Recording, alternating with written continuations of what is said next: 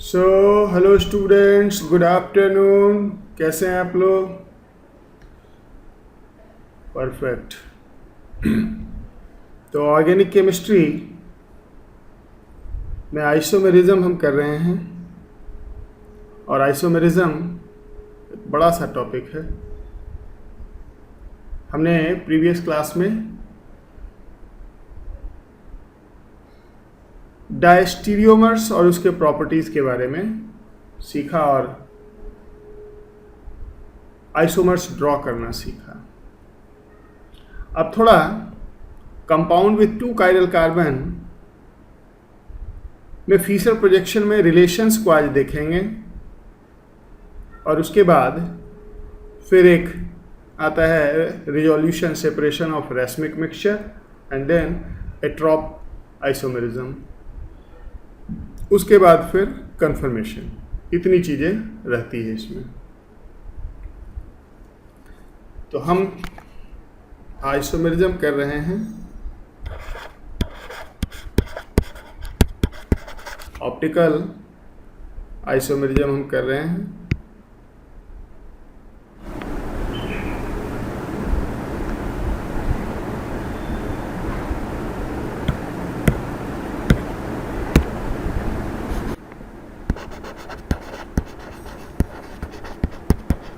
Optical isomerism हम कर रहे हैं। सपोज करो हमारे पास एक कंपाउंड है, फीसर प्रोजेक्शन है CH3 C2H5 Cl Cl H H। एक कंपाउंड है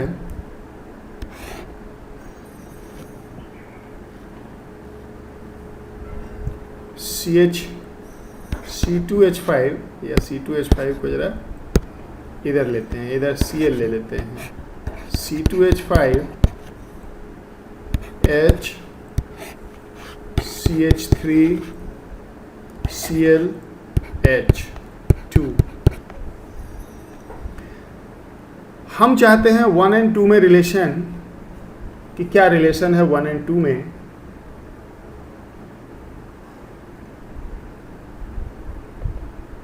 तो क्या करेंगे, 1 को फिक्स रखेंगे, 1 को फिक्स रखेंगे, और 2 में हम 3 ग्रुप इंटरचेंज करके जो वर्टिकल पे उसको वर्टिकल पे लाएंगे, और जो हॉरिजॉन्टल पे है वो हॉरिजॉन्टल पे लाएंगे। यानी कि 1 में जो वर्टिकल पे है 2 में भी वो वर्टिकल पे चाहिए। 1 में वर्टिकल पे है मिथाइल इथाइल, और 2 में मिथाइल इथाइल दोनों हॉरिजॉन्टल पे आ गया। तो क्या करेंगे, 3 ग्रुप इंटरचेंज, 3 ग्रुप रोटेशन।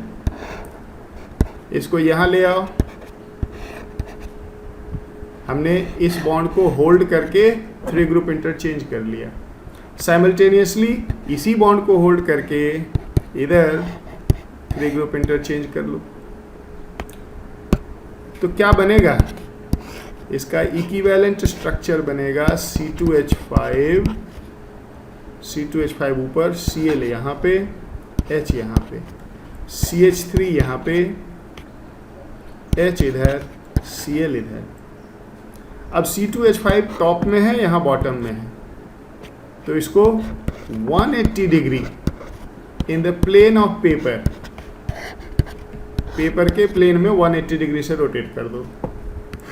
क्या होगा, C2H5 नीचे, CH3 ऊपर, और ये दोनों क्लोरीन फ्रंट में आ जाएगा, दोनों हाइड्रोजन बैक में आ जाएगा। यानी कि chlorine chlorine hydrogen hydrogen, it is still 2। अगर हम देखें तो 1 2 पे सुपरपोजेबल है, जहाँ पे क्लोरीन वहीं पे क्लोरीन, ये सुपरपोज कर जाएगा। सो 1 and 2 आर आइडेंटिकल।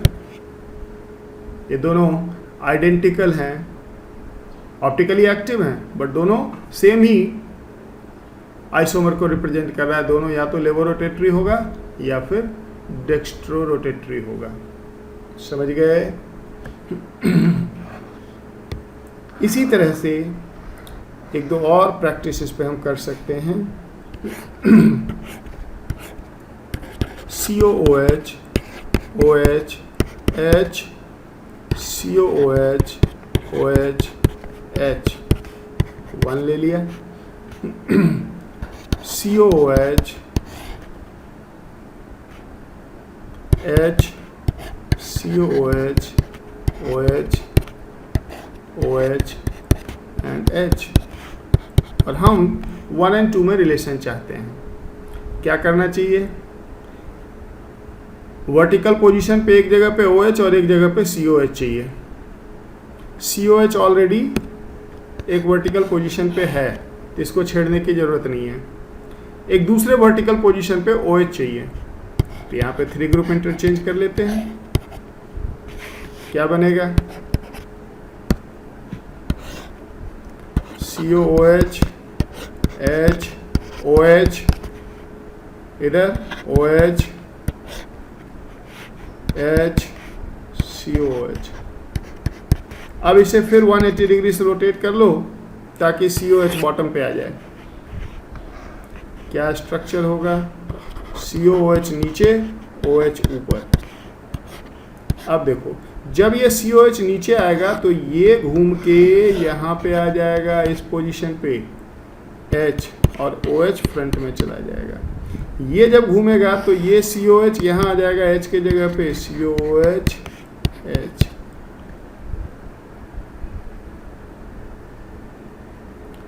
अब जरा देखें ये क्या है, फिर से आइडेंटिकल आ गया। 1 and 2 are आइडेंटिकल। और एक देख लो,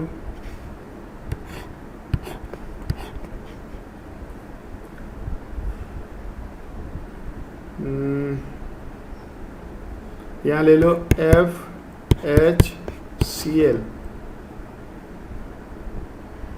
CH3HCl 1, और एक स्ट्रक्चर लेते हैं CH3HCl ClFH। चाहते हैं रिलेशन 1 और 2 में। अब क्या करेंगे? 1 को फिक्स कर लेंगे और 2 में मिथाइल और फ्लोरीन को हमें लाना है वर्टिकल पे। मिथाइल एंड फ्लोरीन को लाना है वर्टिकल पे। क्या करना चाहिए? यहाँ पे 3 ग्रुप इंटरचेंज, मिथाइल चला जाएगा वर्टिकल पे। यहाँ 3 ग्रुप इंटरचेंज, फ्लोरीन आ जाएगा वर्टिकल पे। क्या बनेगा स्ट्रक्चर? स्ट्रक्चर बनेगा CH3HCl FClH। अब फिर से इसे 180 डिग्री से रोटेट कर लो। ये क्या हो रहा है? फिर से आइडेंटिकल आने जा रहा है। CH3 नीचे, F ऊपर, दोनों हाइड्रोजन फ्रंट में और दोनों क्लोरीन बैक में। ये फिर आइडेंटिकल आ गया। 1 and 2 आर आइडेंटिकल। एक बार और ले लेते हैं। CH3ClH CH3ClH 1 ले लेते हैं, एक ले लेते हैं Cl CH3H H Cl CH3।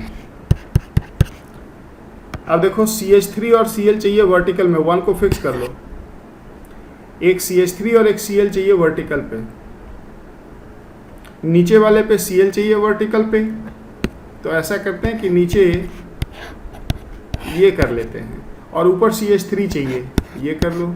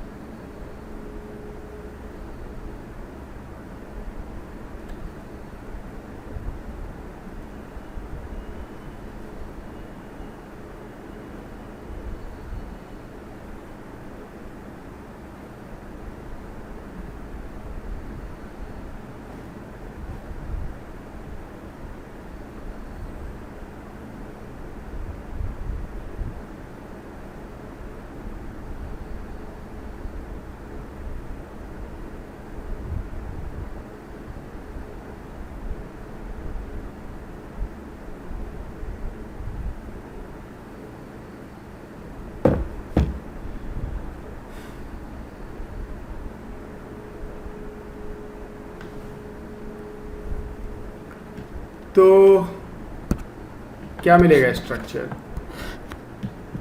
Structure हो जाएगा CH3 नीचे, सॉरी Cl नीचे, Cl नीचे, H इधर, CH3 इधर, ऊपर CH3 टॉप पे, H इधर, Cl इधर, इट इज 2। अब जरा देखो 1 और 2 में क्या रिलेशन है। 1 में H और CH3 सेम साइड में है, यहाँ पे H and CH3 opposite side में है। सो 1 और 2 पहले तो डिफरेंट हो गया and they can not be mirror image of one another and therefore they are diastereomers. 1 and 2 are pair of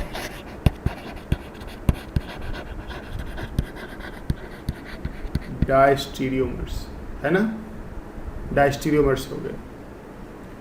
तो इस तरह से हमें दो स्ट्रक्चर को रिलेट करने आना चाहिए। अब जरा एक अलग सिचुएशन लो,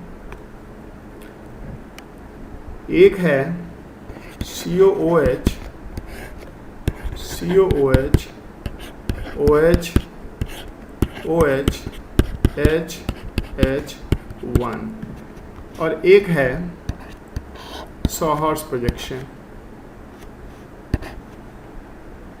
OH, OH,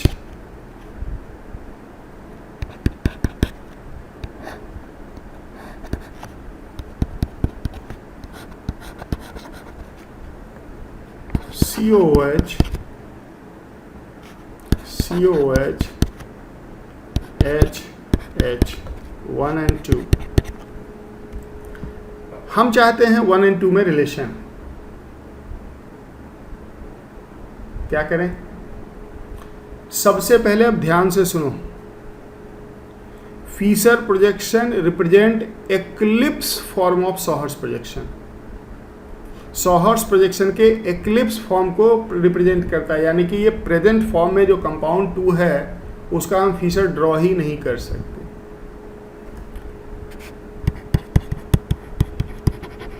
feature projection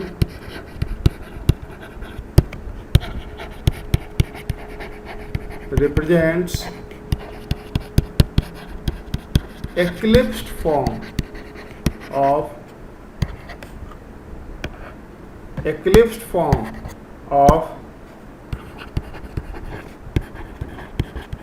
सॉहर्स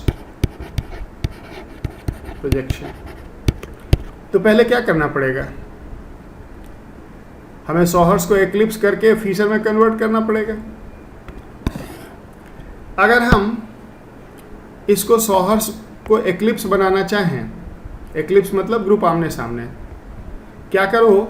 front वाले को 180 से रोटेट कर दो। फ्रंट वाले को 180 से, अगर 180 से रोटेट करते हैं तो बताओ ये यहाँ पे OH आ जाएगा कि नहीं घूम के, यहाँ पे COH आ जाएगा कि नहीं, और यहाँ पे H आ जाएगा कि नहीं। कर दो ये रोटेशन। अगर 180 डिग्री से फ्रंट वाले कार्बन पे रोटेशन करेंगे, OH पीछे इंटैक्ट है, लेकिन यहाँ पे OH ऊपर आ गया, COH पीछे चला गया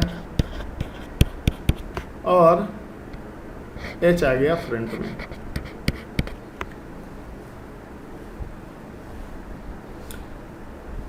अब फीचर प्रोजेक्शन में आपके तरफ वाला दोनों ग्रुप जो आउट ऑफ प्लेन होता है वो हॉरिजॉन्टल पे होता है। फिलहाल तो आउट ऑफ प्लेन एक ही है, एक ही है दोनों कार्बन पे। क्या करना चाहिए? इसको हमें 120 से रोटेट कर देना चाहिए। इसको अगर मैं 120 से रोटेट कर दूं तो दो ग्रुप पेपर के प्लेन से बाहर निकल जाएगा। 120 से मैं रोटेट करने जा रहा हूं, तो देखना जरा क्या होगा।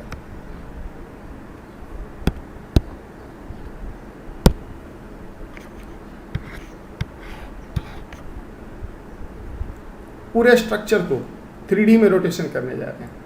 जब 120 से रोटेट करेंगे, यहाँ COH ये पीछे चला जाएगा और ये H आ जाएगा फ्रंट में। नहीं, COH 120 से रोटेट करेंगे ना, 120 से नहीं, 120 से तो COH OH की जगह पे आ जाएगा। हमें इसको रोटेट कुछ इस तरह से करना होगा कि ये इस तरह से आ जाए, जैसा अभी मैंने ड्रॉ किया है, ऐसा हो जाए। तो COH अगर इधर चला गया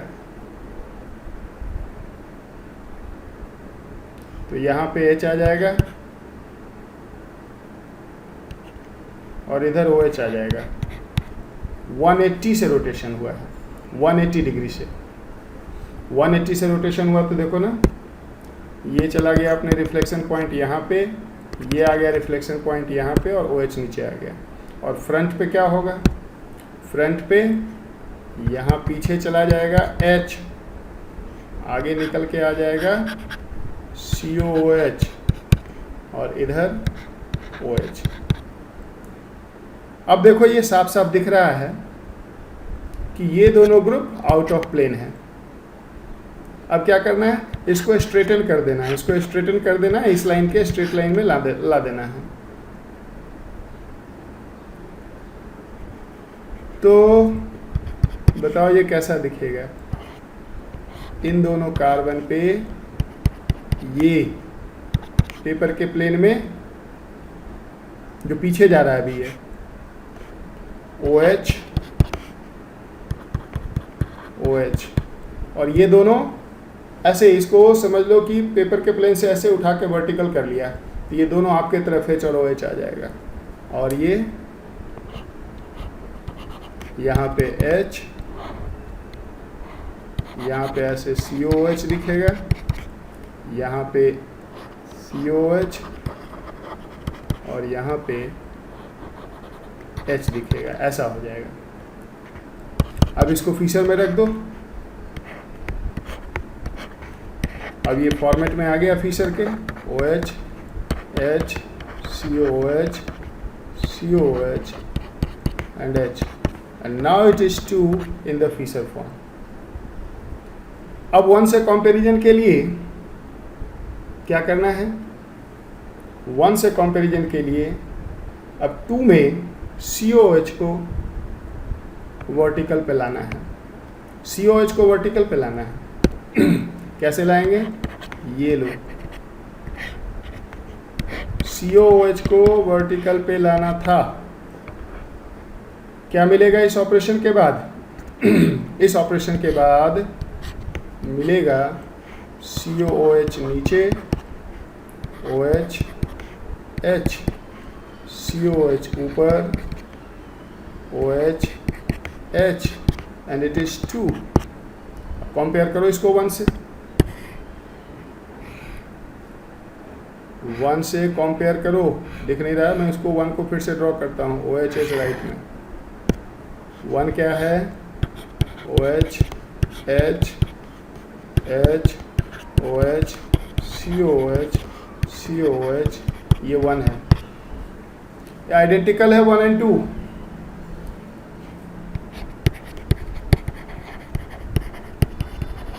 दे आर आइडेंटिकल। तो इस तरह से हम दो फीचर प्रोजेक्शन को रिलेट कर सकते हैं। सपोज करो एक क्वेश्चन आता है,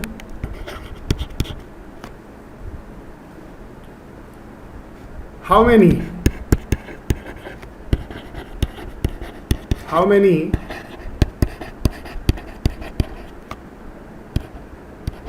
different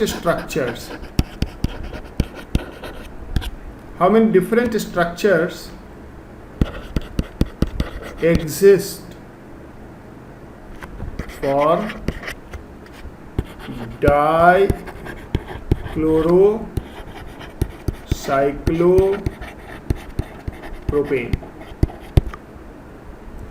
क्वेश्चन को ध्यान से समझना। डिफरेंट स्ट्रक्चर्स, डिफरेंट आइसोमर्स, लेकिन नाम सबका डाइक्लोरोसाइक्लोपेंटेन ही होना चाहिए, यानी कि सब डाइक्लोरोसाइक्लोपेंटेन हो, साइक्लोप्रोपेन हो। तो हम सबसे पहले देखेंगे कि साइक्लोप्रोपेन में 2 क्लोरीन कहाँ कहाँ रख सकते हैं, क्या पोजिशनल आइसोमेरिज्म पॉसिबल है? तो बिल्कुल है।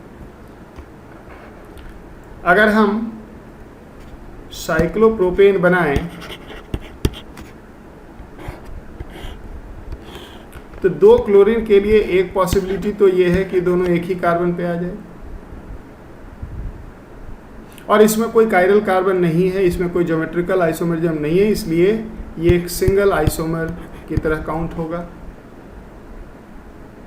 अब फिर 2 क्लोरीन डिफरेंट कार्बन पे, और 2 क्लोरीन डिफरेंट कार्बन पे यानी कि 1 और 2 पोजीशन पे एक ही पोजीशन अवेलेबल है। अब देखो 2 क्लोरीन डिफरेंट कार्बन पे, यहाँ पे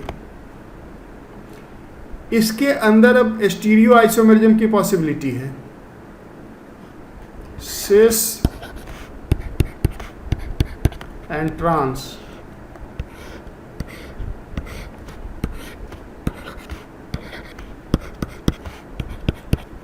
अब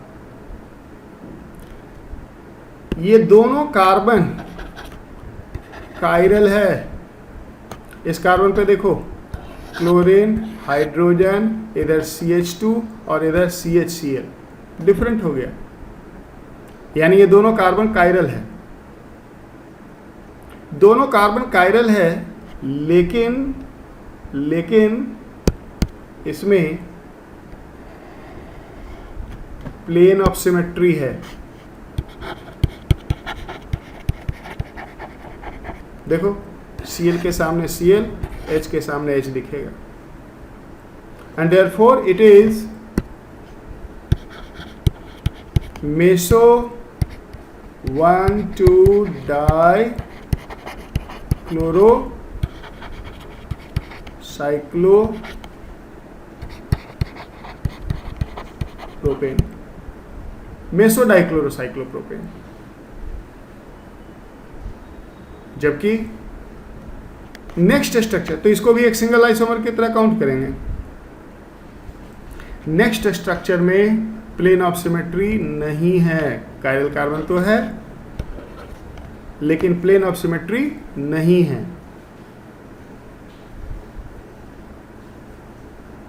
न प्लेन ऑफ सिमेट्री है न सेंटर ऑफ सिमेट्री है, और इसलिए इसके ऑप्टिकल आइसोमेरिज्म होंगे, और इसको हम 2 काउंट करेंगे, एक ये खुद और एक इसका मिरर इमेज D+L। तो इसलिए नंबर ऑफ आइसोमर्स कितने हो गए? नंबर ऑफ, ये सब डिफरेंट स्ट्रक्चर्स हैं, number of different structures are 4। अच्छा बच्चे क्या करते हैं, 1,1 डाइक्लोरो, 1,2 डाइक्लोरो में एक मेसो गिन लिया, एक डेक्स्ट्रो गिन लिया, एक लेवो गिन लिया, और उसके बाद एक सिस और एक ट्रांस गिन लेते हैं। नहीं, जो सिस है वही मेसो है, और जो ट्रांस है उसी में ऑप्टिकल आइसोमेरिज्म है, वो ट्रांस लेवो होगा या ट्रांस डेक्स्ट्रो होगा। तो सिस ट्रांस इंक्लूड हो गया है ऑप्टिकल आइसोमेरिज्म में। Cis is meso and trans is enantiomeric. इस तरह से नंबर ऑफ आइसोमर्स वगैरह हम काउंट कर सकते हैं, नंबर ऑफ डिफरेंट स्ट्रक्चर्स। समझ गया? तो ये था feature projection, number of isomers वगैरह काउंट करना। अब आ जाओ resolution, resolution of racemic mixture, that is separation of racemic mixture into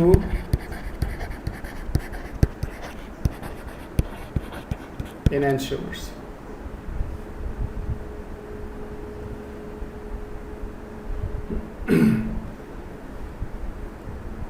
समझ गए? कैसे करते हैं? फिजिकल मेथड से तो सेपरेशन कर नहीं सकते हैं, क्योंकि pair of enantiomers have same physical properties, same boiling point, same melting point, same solubility, same surface tension, viscosity अलग कर ही नहीं सकते हम फिजिकल मेथड से। तो कुछ केमिकल मेथड से हम रैस्मिक मिक्सचर को सेपरेट कर सकते हैं। किस तरह से? ध्यान देंगे, कोशिश करेंगे समझने का। How do we separate racemic mixture?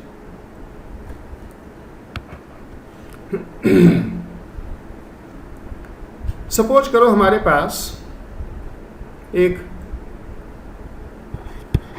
रैस्मिक mixture है इस कंपाउंड का।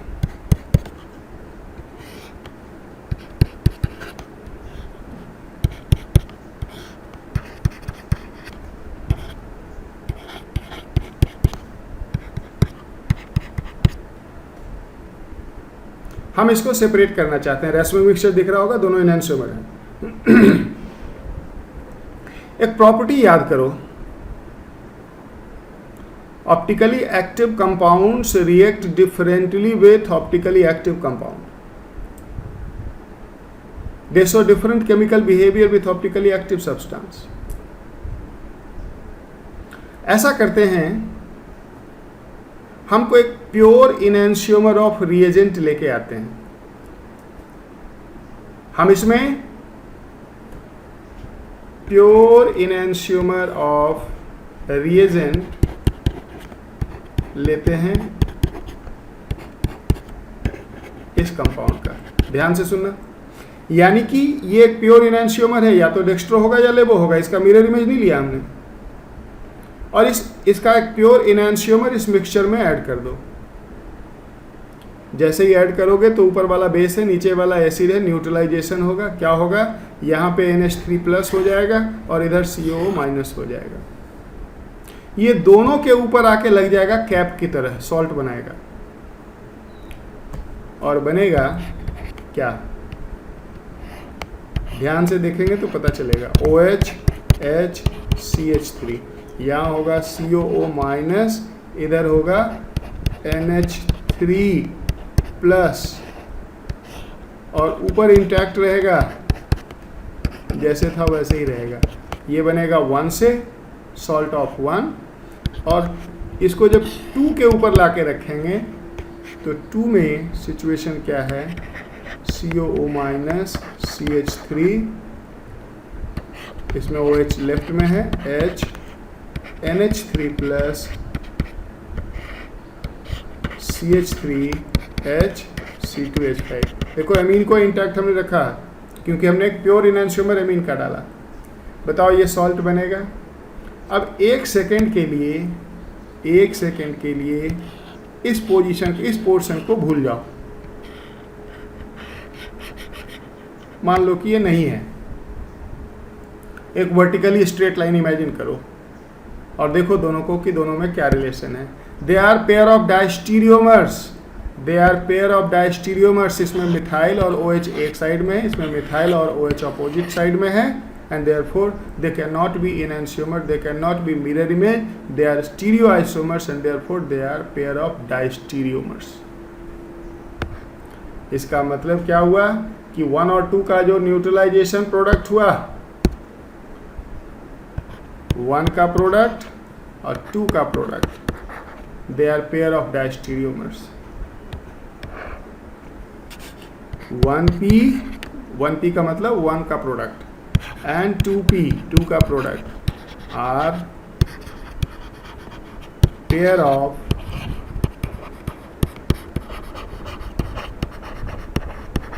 diastereomers. And diastereomers have different physical properties. उन दोनों सॉल्ट के फिजिकल प्रॉपर्टी डिफरेंट होंगे, उन दोनों का क्रिस्टलाइजेशन टेम्परेचर डिफरेंट होगा, सॉलिबिलिटी डिफरेंट होगा, and therefore they can be separated by physical method. And once separated, different diastereomers को HCl के साथ न्यूट्रलाइज कर दो, वापस आपको 1 and 2 अलग अलग मिल जाएगा। 1 and 2 are pair of diastereomers. Therefore 1 and 2 can be separated by physical methods. Salt है इसलिए क्रिस्टलाइजेशन मोस्ट प्रेफर्ड मेथड होगा। Methods like fractional crystallization, like fractional crystallization, समझ गए? सो फिजिकल मेथड से हम इसे सेपरेट करेंगे, और फिजिकल मेथड कई हो सकते हैं, एक मैंने एग्जांपल दिया है crystallization. So let us conclude it. क्या सीखा हमने इसमें? Racemic mixture, a pair of enantiomers can be separated by reacting with a pure enantiomer of reagent। यानी उस कंपाउंड से रिएक्ट करने वाला कोई रिएजेंट डालो और उस रिएजेंट की प्रॉपर्टी क्या होना चाहिए? ऑप्टिकली एक्टिव, और वो एक प्योर इनैंशियोमर होना चाहिए। तब वो इनैंशियोमर से रिएक्ट करके, रिएक्टेंट से रिएक्ट करके पेयर ऑफ डायस्टीरियोमर्स देगा which can be separated. So a pair of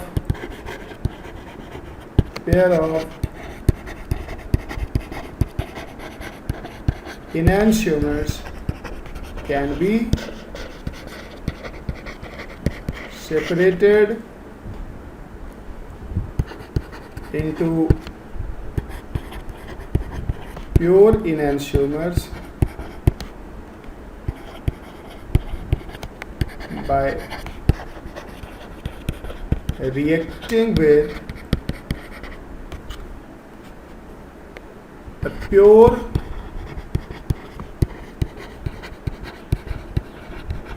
enantiomer of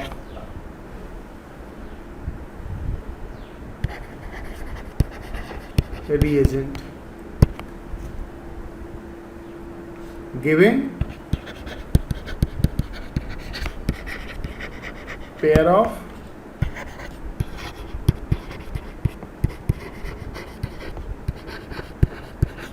diastereomers. तो ये मेथड है सेपरेशन ऑफ इनैंशियोमर्स का। तो यहाँ पे ऑप्टिकल आइसोमेरिज्म के कन्वेंशनल पोर्शन कंप्लीट होते हैं। अब इसके बाद जैसा मैंने कहा था, कुछ इसमें छोटे छोटे न्यूमेरिकल्स वगैरह पूछे गए हैं, तो जरा सा उसको देखते हैं। सपोज करो एक सिचुएशन लेते हैं, कहा जा रहा है a specific rotation of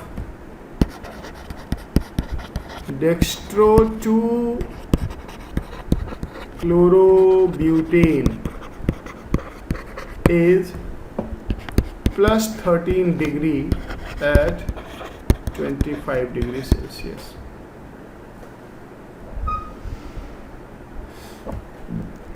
A sample of pure 2-chlorobutane.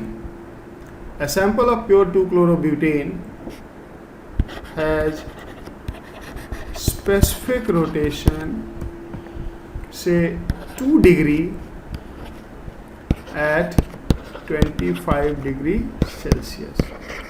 Determine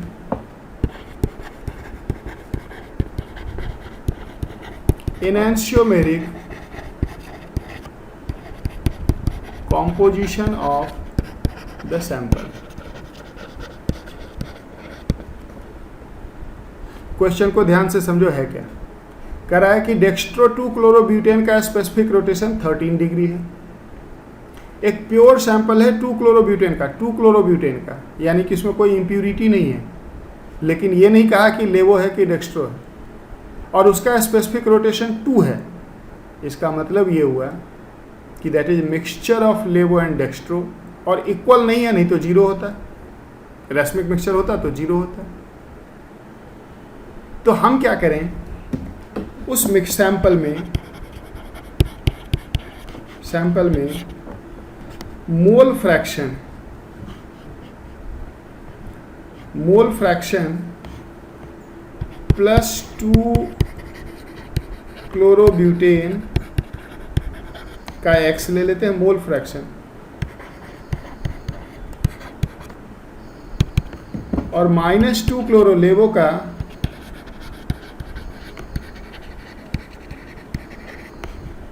mole fraction, तब 1 - x हो जाएगा।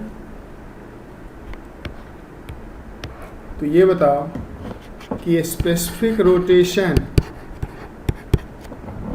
ड्यू टू डेक्स्ट्रो क्या हो जाएगा, 13x। Enantiomers have same magnitude of specific rotation but opposite sign। तो लेवो रोटेटरी का स्पेसिफिक रोटेशन क्या हो जाएगा, -13, और इसलिए स्पेसिफिक रोटेशन इस मिक्सचर में ड्यू टू लेवो रोटेटरी कितना हो जाएगा, -13 × 1 - x। ये हो गया ड्यू टू डेक्स्ट्रो, ये हो गया ड्यू टू लेवो, और इन दोनों का सम दे रखा है 2 degree. So 2 degree is basically 13x -13 × 1 - x। ये हो जाएगा 13x -13 + 13x, so it is 13x 26x -13। so x will be what, 13 को लेफ्ट में ले जाओ तो 15/26 15/26 कितना हो जाएगा, 15/26 15 divided by 26 is equal to 0.579 577, यार 0.577, मतलब समझा। दिस implies 57.7% डेक्स्ट्रो है, और जो बैलेंस बचा कितना, 42.3% लेवो रोटेटरी। इसको दूसरे तरीके से भी कर सकते हो, जरा देखो। एक टर्म आता है जिसे कहते हैं एनेंशियोमेरिक एक्सेस। पेयर ऑफ एनेंशियोमर्स को अगर हम मिलाएं और वो अनइक्वल अमाउंट में हो तो कोई ज़्यादा कोई कम होगा। ज़्यादा वाले का परसेंटेज कितना एक्सेस में है, दैट इज कॉल्ड एनेंशियोमेरिक एक्सेस, जिसको हम शॉर्ट में EE लिखते हैं। और ये EE in fact EE enantiomeric excess observed specific rotation divided by a specific rotation of pure, और ये मॉड लेना है, into 100, ये परसेंटेज ऑफ एनेंशियोमेरिक एक्सेस आ जाएगा। इस पर्टिकुलर केस में अगर हम इसको लगाएं तो ये आ जाएगा percentage of enantiomeric excess is equal to observed specific rotation 2/13 × 100। So 200/13, 200 divided by 13, यार 15.38, 15.38%। इसका मतलब क्या हुआ, सबसे पहले तो कि नेट पॉजिटिव है, नेट है +2, यानी कि डेक्स्ट्रो वाला ज़्यादा होगा। कितना ज़्यादा होगा लेवो वाले से? 15.38। तो जो बैलेंस बचा 100 माइनस 15.38, उसमें आधा डेक्स्ट्रो आधा लेवो होगा, यानी कि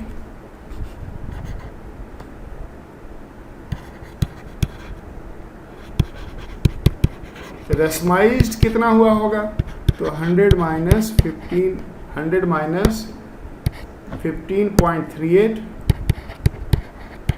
डिवाइडेड बाई 2, ये आ जाएगा कितना? 100 माइनस 1585, तो 84.62 divided by 2, so it is 42.31। इसका मतलब क्या हुआ? दिस इंप्लाइज डेक्स्ट्रो कितना होगा मिक्सचर में? ये होगा 42.31 प्लस 15.38, ऐड करो तो ये 819 336 527 415। और लेबो कितना होगा? ये तो 42.31% होगा, यानी कि इतना लेवो इतने डेक्स्ट्रो को न्यूट्रलाइज कर दिया होगा, इतना डेक्स्ट्रो बच गया होगा, जिसकी वजह से +2 आ रहा है। आंसर जाके देख लो, वही था 57.7 42.3, 57.7 42.3 दिखा। तो कॉम्पोजिशंस वगैरह निकाल सकते हैं इस तरह से। इनएंशियोमेरिक एक्सेस, इनएंशियोमेरिक एक्सेस मतलब जो ज़्यादा है वो लेवो से कितना % ज़्यादा है, दैट इज कॉल्ड इनएंशियोमेरिक एक्सेस। और वो सिंपली कहाँ से आएगा? Observe specific rotation upon specific rotation of pure into 100, और डिनोमिनेटर में और न्यूमरेटर में दोनों में मॉडुलस लेना है केवल, और बाद में सॉल्यूशन के स्पेसिफिक रोटेशन से डिसाइड कर लेना है। अगर प्लस होगा तो कहेंगे डेक्स्ट्रो वाला इतना ज़्यादा होगा, अगर माइनस होगा तो कहेंगे लेवो रोटेटरी वाला इतना ज़्यादा होगा। ये बात समझ में आया आपको? तो एक और क्लास ऑप्टिकल आइसोमेरिज्म में लगेगा, जिसको हम एट्रॉप आइसोमेरिज्म कहते हैं। Optical activity in organic compound without chiral carbon, जिसमें कायरल कार्बन तो नहीं होगा, फिर भी ऑप्टिकली एक्टिव होगा क्योंकि वो अपने मिरर इमेज पे नॉन सुपरइम्पोजेबल होगा। थोड़ा इंपॉर्टेंट है एडवांस के एंगल से, मेंस में भी आ सकता है, मेंस में भी क्वेश्चन काफ़ी अच्छे अच्छे आ रहे हैं। तो कल हम उसे करेंगे। Okay, so enough for today, see you tomorrow.